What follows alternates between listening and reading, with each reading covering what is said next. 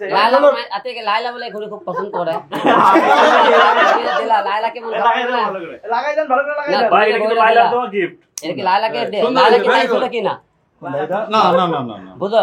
না না এটা কি আপনার প্রেমিকা দিছেন নাকি আবার না না না না না প্রেমিকার ওইটাকে তো সুন্দর আছে না না আমার এগুলা যেগুলা যে আন্টিগুলো সবগুলো এনে আমার আচ্ছা। আংটিও আছে আপনার হাতে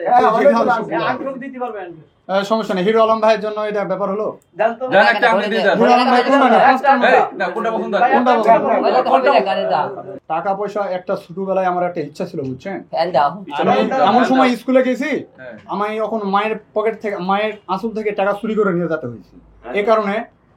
আমার মা বাবার হাতে পিটুনও খেতে হয়েছে ঠিক আছে অনেক সময় চাউল চুরি করে নিয়ে স্কুলে গেছি বুঝছেন এবং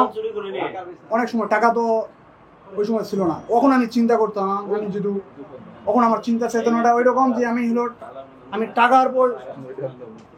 টাকার পিছনে টাকার উপরে আমি পিএইচডি করবো আগে তারপরে